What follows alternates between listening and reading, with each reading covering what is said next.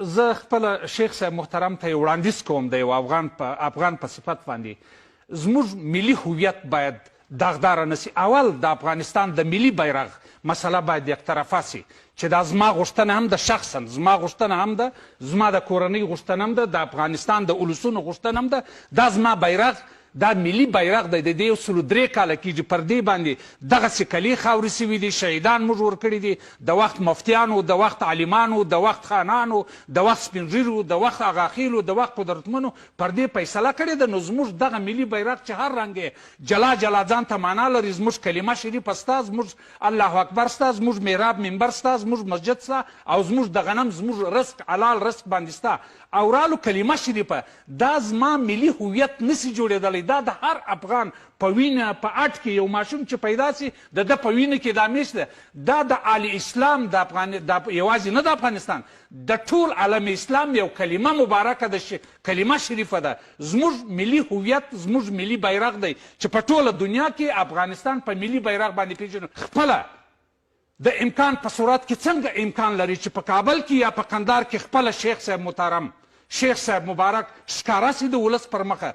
دا 20مه صدۍ ده، ولې عکس نه اخلم؟ ولې د میډیا پر مخ نه راځم؟ زه یې غواړم چې راسي، افغانان دې غواړي شیخ صاحب مبارکه ته ځان ښکاره کړه، انشاءالله کېږي هم. دا دوم پر محمد حسن اخوند باندې، ملا محمد حسن اخوند باندې غږ کوم، وروره اوس یې دروازه تړلې ده ستا او د ملا برادر صاحب او د معاونینو دروازه دې تړلې ده، خلاصه که دا د ارګ دروازه وغواړه، د هر ولایت څخه مشران وغواړه، د مسجدانو ملایان وغواړه، دغه جنګي ملایان نه ښیم، د مساجدو ملایان وغواړه، قومي مشران وغواړه، او زموږ سیاسي او علمي قدرونه وغواړه. یو دا یې درېیمه څلورمه مسله، هر وزیر دی په هفتوار شکل باندې په هفته کې یو ورځ مشخصه کړي چې ټلیفون ته ضرورت نه وي، او په هغه هفته کې ټول د افغانستان مشران، د افغانستان ځوانان چې کار وي د وزیر سره په خلاصه پښه ورسي، ورسره وګوري او خپل هغه مشکل چې وي هغه غږ ورورسوي. پنځم، امر بالمعروف څخه مې هیله ده د مولوي صاحب خالد صاحب څخه مې هیله ده، زه د نږدې پیژنم هم، تر اوسه نه یم ورغلی، شاید په دغه هفته کې زه ملاقات ورسره وکړم. اسلام دایره وروره ډېره مه کوچنۍ کوه. زما په ږیره او زما په لونګۍ کار مه لره، زما په بیرغ هم کار مه لره، زما د موټر په راډو کار مه لره، زما د موټر په ټیپ کار مه لره، زما په ټلویزیون کار مه لره. اسلام په زوره باندې نه دی راغلی، اسلام په توصیه راغلی. ما ته توصیه وکړه چې زه ږیره پرېږدم، تا لیکلي دي 40 کیلومتره ښځه دې په موټر کې ولاړه سي. زه وایم دا صحیح نه ده، زه نه در سره منم.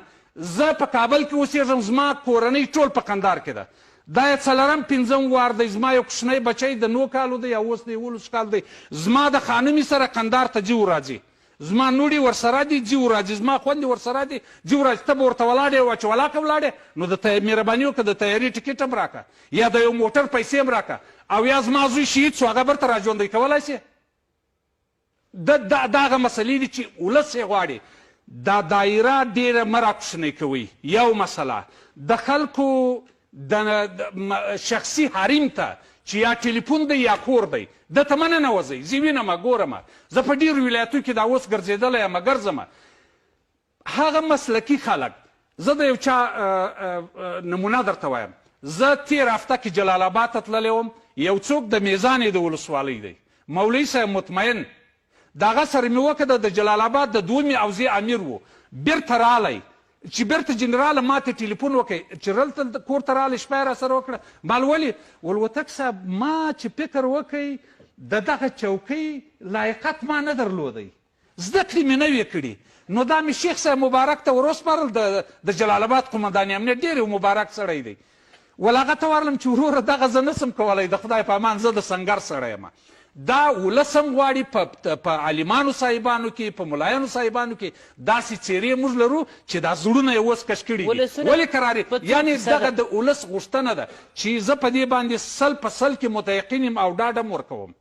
اسلامي امارت هم ډاډ ورکوم، مشرتابت هم ډاډ ورکوم. دغه مسایل تاسې مد نظر ونیسئ او یو رسمي اعلامیه خپره کړئ.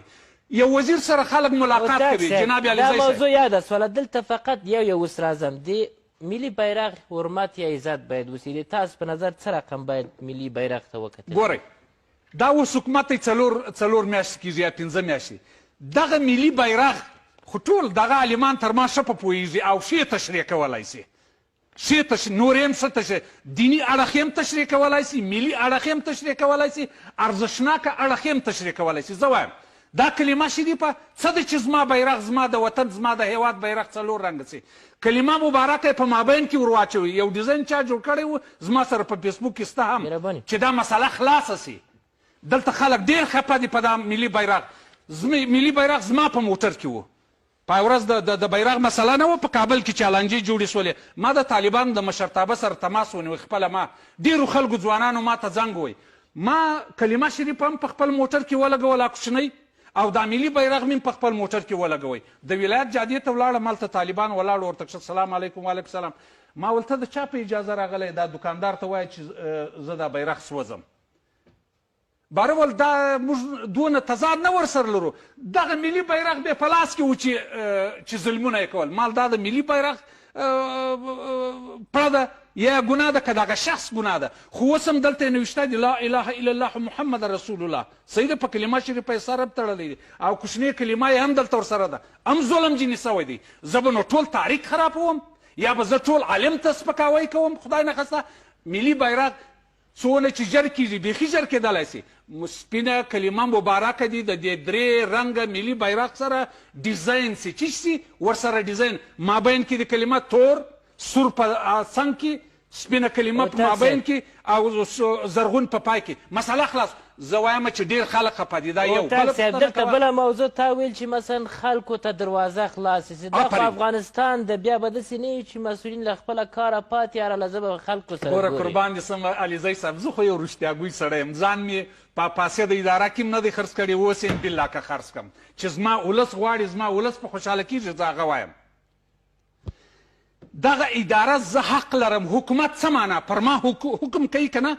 زه به خپل ژړا چاته وړم د یو کاغذ پر مخ باندې دا یوه معنا لري چې زما کاغذ ولاړ شي زه یې ورکړم او مخامخ چې زه مسؤول ته ورسم او هغه ما ومني یا چای یا په سروبي کې چای هغه د خاورو یا یوه پیاله یا نه چای السلام علیکم خدای مو راوله زه په خدمت کې یم.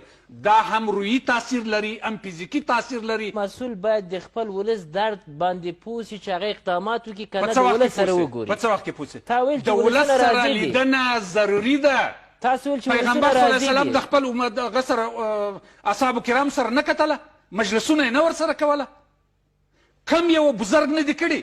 دلته ملاقات چې دی مخامخ لیدنه چې ده دا خپل تاثیرات په جامعه کې لري. اقداماتو باندې تاثیر نه لري چې وخت د کار نیسي. دا وخت د کار نسي دا بانه نسي کېدلی.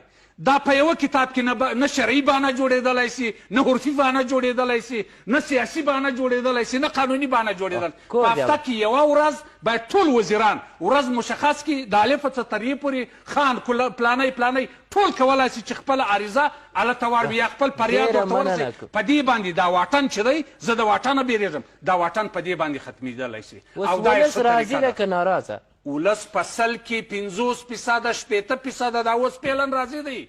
زه دا زما نیکه مشوره ده د یو افغان پیس چې تر کومه ځایه زه پوهېږم یا مې پوښتنې کړي دي دا د ولس درد دی. ولې دا زما وزیر زما مشر زما سر نه ویني؟ ولې دا مولوي محمد حسن اخوند نه ویني؟ ولې ملا عبدالرادر اخوند د خلکو سره نه ویني؟ ولې مولوي حنیف صاحب ولې نه ویني؟ ولې وزیر صاحب د دفاع نه ویني؟ ولې د کورنیو چارو وزیر نه ویني؟ واقعیت دغه دی. زه بیا پر شیخ صاحب باندې غږ کوم جناب شیخ صاحب هیبت الله اخوندزاده صاحب دا د ولس غوښتنه ده دا د حمیدالله هوتک غوښتنه نه ده. مننه بیرته راګرځو. طاقت صاحب ستاسو په نظر دغه 20 کاله موږ ګورو چې چارواکي وایي چې ولس باید